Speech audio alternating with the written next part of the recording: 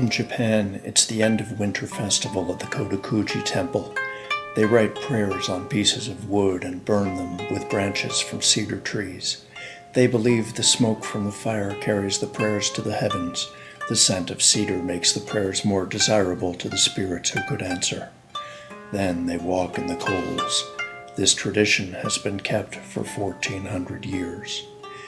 At Kodokuji Temple, there's another ancient traditional stunt whose history is almost lost in the depths of time. Let us peek through a gate to the end of the Stone Age. Wheels, concentric wheels, stacked one on another. Many ancient people saw the worlds that way. Gods above, dragons below, people in between. Each wheel a world of souls, intertwining gardens, each reflecting a dream of the others. Volcanoes, the belching of dragons, angry impetuous creatures, proof of the lower wheel. Stars were beings in the upper wheel.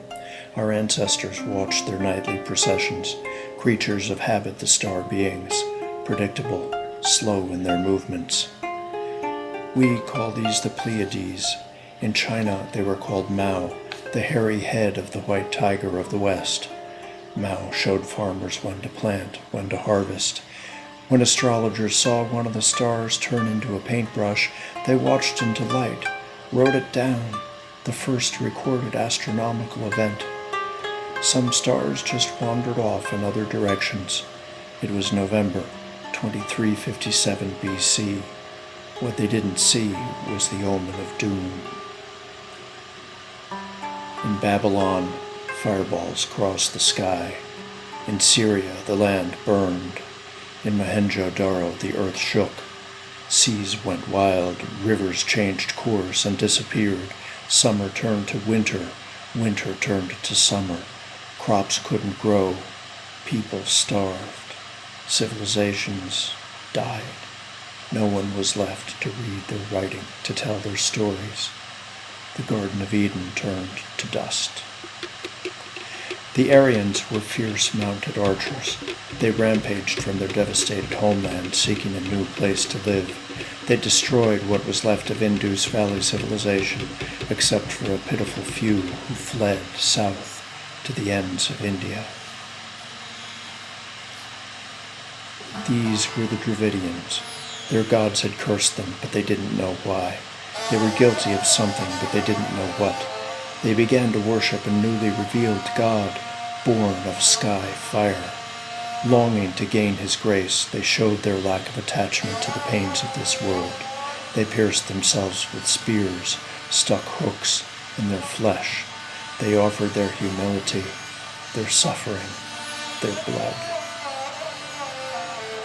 People learned to make bronze, shape it, cast it. Their Dravidians turned their suffering into triumph. Their hooks became sharper. The Buddha came there in 580 BC, speaking of the wheel of life and death. He taught that we learn to suffer simply because we desire. But suffering can stop, desire can cease. The cycle can be unlearned. Dravidian stunts became part of Buddhist repertoire. Monks traveled east into China, Japan.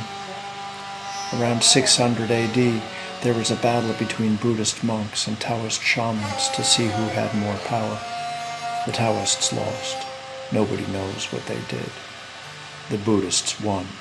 They simply walked, barefoot, on 73 swords. One slip will cut your foot to the bone, but fear is cut much deeper.